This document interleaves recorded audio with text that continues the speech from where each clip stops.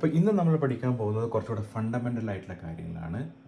എങ്ങനെയാണ് AWS എന്ന് പറയുന്ന സർവീസ് ഉണ്ടായത്, എവിടെ നിന്നാണ് അതിൻ്റെ തുടക്കം, what was the real reason behind that. Okay, അപ്പോൾ നമുക്കൊന്നുകൂടെ പഴയ കാലത്ത്, അതായത് ക്ലൗഡ് ഇല്ലാത്ത കാലങ്ങളിൽ എങ്ങനെയായിരുന്നു യൂസ് ചെയ്തിരുന്നത് നോക്കാം. അപ്പോൾ ക്ലൗഡ് ഇല്ലാത്ത നമുക്കിപ്പോൾ ഒരു ആപ്ലിക്കേഷൻ റൺ ചെയ്യണമെങ്കിൽ ആ ആപ്ലിക്കേഷൻ എപ്പോഴും നമ്മൾ ഇൻസ്റ്റാൾ ചെയ്യുന്നത് ഒരു സെർവറിലായിരിക്കും. ഓക്കെ, ഈ സെർവറിന് CPU ഉണ്ടാവും, മെമ്മറി ഉണ്ടാവും, സ്റ്റോറേജ് ഉണ്ടാവും, ഒരു സ്പെസിഫിക് നെറ്റ്വർക്കിംഗ് ഉണ്ടാവും. ഓക്കെ, നെറ്റ്വർക്കിംഗ് വെച്ചാൽ നിക് കാർഡ്, ഒരു ഇൻ്റർഫേസ് കാർഡ് ഉണ്ടാവും. അപ്പോൾ ഇത്രയും കമ്പോണൻസ് ആണ് ഒരു സെർവറിനകത്ത് ഉണ്ടാവുക. ഈ സെർവർ നമ്മളിപ്പം ഫോർ എക്സാമ്പിൾ നമ്മൾ ചിലപ്പോൾ അത് ഡെല്ലിൽ നിന്നായിരിക്കും വാങ്ങിക്കുന്നുണ്ടാവുക, ചിലപ്പോൾ നമ്മൾ HP നിന്ന് വാങ്ങിക്കുന്നുണ്ടാവും, വേറെ നമ്മൾ വാങ്ങിക്കുന്നതാണെങ്കിലും ഈ ഒരു കോൺഫിഗറേഷൻസാണ് ആദ്യം നമ്മൾ നോക്കുക. അപ്പോൾ ഈ കോൺഫിഗറേഷൻ നമ്മൾ ഡാറ്റാ സെൻറ്ററിൽ ഇപ്പം ലെറ്റ്സ് ആമസോണിൻ്റെ ഒരു കേസിൻ്റെ എടുക്കുകയാണെങ്കിൽ, ആമസോണിന് ഇതേപോലത്തെ ഒരു സെർവർ യൂസ് ചെയ്യുന്നത് എന്തിനാണെന്ന് വെച്ച് കഴിഞ്ഞാൽ ആമസോണിൻ്റെ ആപ്ലിക്കേഷൻ ഹോസ്റ്റ് ചെയ്യാൻ വേണ്ടിയിട്ടാണ്. അപ്പോൾ അത് ആപ്ലിക്കേഷൻ ഹോസ്റ്റ് ചെയ്യുന്ന സമയത്ത് നമ്മൾ നോക്കേണ്ട കാര്യം എന്താണെന്ന് വെച്ച് കഴിഞ്ഞാൽ എത്ര ട്രാൻസാക്ഷൻ, എത്ര നമ്പർ ഓഫ് യൂസേഴ്സ്, എത്ര ആൾക്കാർ ഈ പെർട്ടിക്കുലർ ആപ്ലിക്കേഷനെ ആക്സസ് ചെയ്യും at A point in time എന്നുള്ളതാണ് നോക്കേണ്ടത്. അപ്പോൾ അങ്ങനെ ആ ഒരു പ്രക്രിയയ്ക്ക്, ആ ഒരു പ്രോസസ്സിന് പറയുന്ന പേരാണ് കപ്പാസിറ്റി പ്ലാനിങ്. ഓക്കെ, ഇങ്ങനെ കപ്പാസിറ്റി പ്ലാൻ ചെയ്തുകൊണ്ട് ഒരു വർഷത്തിൽ മാക്സിമം എത്ര യൂസേഴ്സ്, എത്ര ട്രാൻസാക്ഷൻസ് വരാൻ ചാൻസ് ഉണ്ട് എന്നുള്ളത് നോക്കും. അപ്പോൾ ഇതിൻ്റെ ഒരു പ്രശ്നം എന്താണെന്ന് വെച്ച് കഴിഞ്ഞാൽ ഇതൊരു സീസണൽ സംഭവമാണ്. ഫോർ എക്സാമ്പിൾ ഇപ്പം നമുക്ക് ക്രിസ്മസ്, ന്യൂ ഇയർ അങ്ങനെ എന്തെങ്കിലും ഒരു ഇവൻ്റ് ഉള്ള സമയത്ത് ഒരുപാട് ആൾക്കാർ വന്നിട്ട്, ഇപ്പോൾ ആമസോണിൻ്റെ കേസാണെങ്കിൽ ഒരുപാട് ആൾക്കാർ വന്നിട്ട് പർച്ചേസ് ചെയ്യും. അപ്പോൾ ആ സമയമാണ് അവർക്ക് ഏറ്റവും കൂടുതൽ ലാഭം ഉണ്ടാകുന്ന സമയം. അപ്പോൾ ആ പെർട്ടിക്കുലർ ടൈമിൽ, ആ ഫെസ്റ്റിവൽ സീസണിൽ they need to make sure that they are actually serving the customers. അവരുടെ സർവീസ് ഡൗൺ ആകാൻ പാടില്ല, അവരുടെ ആപ്ലിക്കേഷൻ ഡൗൺ ആകാൻ പാടില്ല. അതുകൊണ്ട് തന്നെ അവരൊരു ഒരു വലിയൊരു കോൺഫിഗറേഷനുള്ള ഒരു സെർവർ അവർക്ക് ഒന്നിൽ കൂടുതൽ സെർവേഴ്സ് അവർക്ക് വാങ്ങിച്ചു വെക്കേണ്ടതായിട്ടുണ്ടാവും. പക്ഷെ ഇതിൻ്റെ ഒരു പ്രശ്നം എന്താണെന്ന് വെച്ച് കഴിഞ്ഞാൽ ആ ഫെസ്റ്റിവൽ സീസൺ കഴിഞ്ഞ് കഴിഞ്ഞാൽ ഈ റിസോഴ്സസ് ഒക്കെ ഇവിടെ ഐഡിയലായിട്ട് നിൽക്കുകയാണ്. For example I want 128 കോറിലൊരു CPU വേണം, അതിനകത്ത് അങ്ങനത്തെ ഒരു തൗസൻഡ്സ് ഓഫ് സെർവേഴ്സ് എനിക്ക് വേണം. ആ തൗസൻഡ്സ് ഓഫ് സെർവേഴ്സിലായിരിക്കും ഡിഫറെൻറ്റ് പാർട്സ് ഓഫ് ദ വേൾഡിൽ ഈ തൗസൻഡ്സ് ഓഫ് സെർവേഴ്സിൻ്റെ മുകളിലാണ് ആമസോണിൻ്റെ ആപ്ലിക്കേഷൻ റൺ ചെയ്യുന്നുണ്ടാവുക.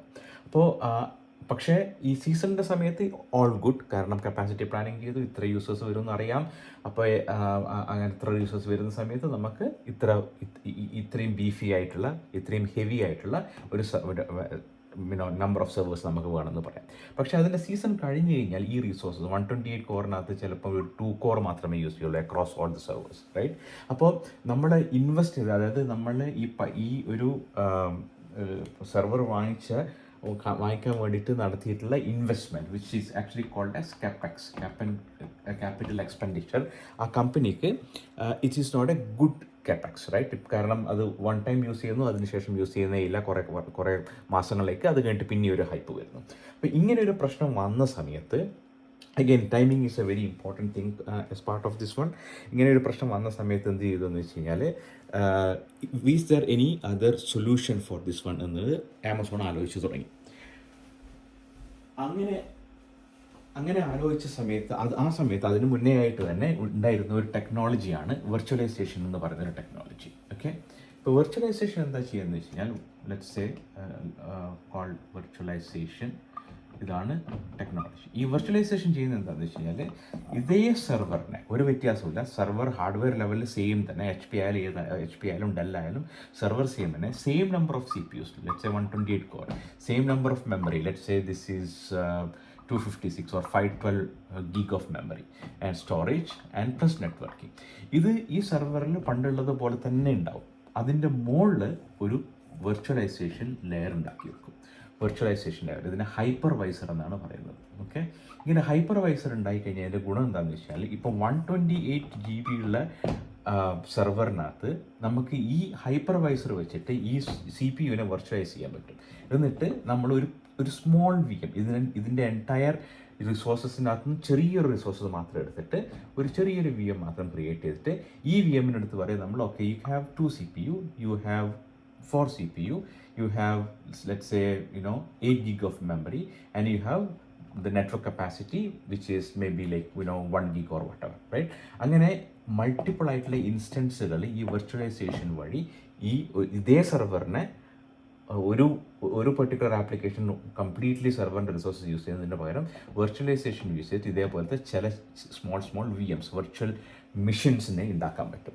ഇതിൻ്റെ ഗുണം എന്താണെന്ന് വെച്ച് കഴിഞ്ഞാൽ നമുക്ക് കപ്പാസിറ്റി പ്ലാനിങ് വളരെ പ്രൊആക്റ്റീവായിട്ട് ചെയ്യാൻ പറ്റും. ഇൻ ദ സെൻസ് നമുക്ക് ലെറ്റ്സ് ഈ ജാനുവരി അല്ലെങ്കിൽ ഡിസംബർ മാസം വിച്ച് ഈസ് ഹൈ ക്രിസ്മസും ന്യൂ ഇയറൊക്കെ ഉള്ള സമയത്ത് ഹൈ ആണെന്ന് വെച്ചു, ഹൈ ആയിട്ടുള്ള ട്രാൻസാക്ഷൻ വരുന്ന സമയമാണെന്ന് വെച്ചു. അപ്പോൾ എന്ത് ചെയ്യുന്നത് വെച്ചാൽ നമ്മൾ ഇതുപോലത്തെ ആയിരക്കണക്കിന് VMs ഇതുപോലത്തെ സെർവറിനകത്ത് നമുക്ക് ഉണ്ടാക്കാൻ പറ്റും. ആ ആയിരക്കണക്കിന് VM ഈ ആമസോണിൻ്റെ സെയിം ആപ്ലിക്കേഷനെ സപ്പോർട്ട് ചെയ്യുന്ന VMs ആയിരിക്കും. അപ്പോൾ ഡിസംബർ ജനുവരി ടൈമിൽ it actually uses the full capacity of this server. കാരണം നമ്മൾ thousands of small VMs ആണ് നമ്മൾ ക്രിയേറ്റ് ചെയ്യുന്നത്. അതിനൊരു പേരുണ്ട്, നമ്മൾ വൺ ഓഫ് ദി വീഡിയോസിൽ പറഞ്ഞാണ് ഹൊറിസോണ്ടൽ സ്കെയിലിംഗ് എന്ന് പറഞ്ഞിട്ടുള്ളത്. അപ്പോൾ അത് ചെയ്ത് കഴിഞ്ഞതിന് ശേഷം നമ്മൾ എന്ത് ചെയ്യുന്നത് വെച്ച് കഴിഞ്ഞാൽ ഡിസംബർ കഴിഞ്ഞു, ലെറ്റ്സ് ജനുവരി കഴിഞ്ഞു, അത് കഴിഞ്ഞ് ട്രാഫിക് സ്ലോലി കമ്മിങ് ഡൗൺ ആണെന്ന് വിചാരിച്ചു. അപ്പോൾ എന്ത് ചെയ്യുമെന്ന് വെച്ച് കഴിഞ്ഞാൽ സ്ലോലി നമ്മൾ ഈ സാധനത്തിനൊക്കെ യൂസ് ചെയ്യാതിരിക്കും. ഓക്കെ, നമ്മൾ പറയും ഓക്കെ നമുക്കിതിൻ്റെ ആവശ്യമില്ല, നമുക്ക് ആകെ 2 VMs മാത്രം മതി, കാരണം ചെറിയ ട്രാൻസാക്ഷൻ മാത്രമേ വരുന്നുള്ളൂ.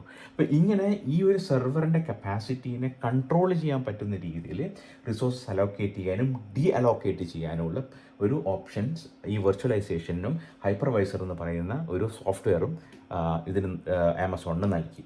എഗെയിൻ അപ്പോഴും നിങ്ങൾക്ക് ചോദിക്കാം, പക്ഷേ ഈ സെർവർ വാങ്ങിച്ച സെർവർ കാപെക്സ് എന്ന് പറയുന്ന സാധനം അപ്പോഴും ആമസോണിന് ഉണ്ടല്ലോ, കാരണം ഈ server still is own by Amazon itself, right? അത് ആമസോൺ എങ്ങനെ ലിവറേജ് ചെയ്തതെന്ന് വെച്ച് കഴിഞ്ഞാൽ ആമസോൺ പറഞ്ഞു ഇത് ആക്ച്വലി ആമസോണിൻ്റെ തന്നെ ഒരു പ്രശ്നം സോൾവ് ചെയ്യാൻ വേണ്ടിയിട്ടായിരുന്നു ആമസോൺ യൂസ് ചെയ്തത്. പക്ഷേ പിന്നീട് ആമസോൺ പറഞ്ഞു നമ്മളൊരു സർവീസ് ക്രിയേറ്റ് ചെയ്യാൻ പോവാണ്, AWS ആമസോൺ വെബ് സർവീസ് എന്ന് പറഞ്ഞ സർവീസ്. ഇതെന്ത് ചെയ്യുമെന്ന് വെച്ച് കഴിഞ്ഞാൽ എൻ്റർപ്രൈസ് ആയിട്ടുള്ള പുതിയ കമ്പനികൾക്കൊക്കെ വന്നിട്ട് നമ്മളെടുക്കുന്ന ഈ റിസോഴ്സസുകൾ യൂസ് ചെയ്യാൻ പറ്റും. ഈ റിസോഴ്സസുകൾ യൂസ് ചെയ്യുന്ന സമയത്ത് we will charge you pay as you go. There are multiple tiers of how they use it, but again one of the example at high level we can say pay as you go. നിങ്ങൾ ഒരിക്കലും നിങ്ങളുടെ data സെൻറ്ററിൻ്റെ കാര്യങ്ങളും നിങ്ങളുടെ data centre എങ്ങനെ build ചെയ്യണം, എത്ര server വേണം എന്നുള്ള കാര്യങ്ങളെ പറ്റിയിട്ടൊന്നും നിങ്ങൾ ആലോചിക്കേണ്ട കാര്യമില്ല. അതൊക്കെ ഞങ്ങൾ മെയിൻറ്റെയിൻ ചെയ്തോളും. You just come in and then use. Like നിങ്ങൾക്ക് ഓർമ്മയുണ്ടെങ്കിൽ ജിമെയിൽ എന്ന് പറയുന്ന സർവീസ് ഒരു SaaS സർവീസാണ്.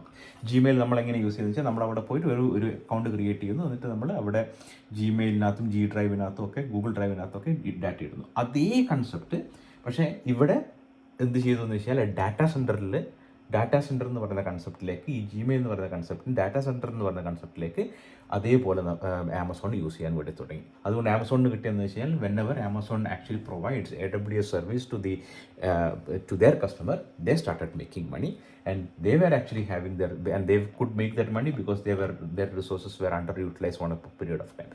അത് അങ്ങനെ ഒരു വലിയൊരു ബിസിനസ്സായിട്ട് മാറിയിട്ട് AWS എന്ന് പറയുന്നത് സ്റ്റാൻഡ് അലോൺ ബിസിനസ്സാക്കി വെച്ചിട്ട് ആമസോൺ സ്റ്റാർട്ട് ചെയ്തതാണ് ഈ AWS എന്ന് പറയുന്ന ആമസോൺ വെബ് സർവീസ് എന്ന് പറയുന്ന സംഭവം. This is a little bit of history behind how AWS was started by Amazon.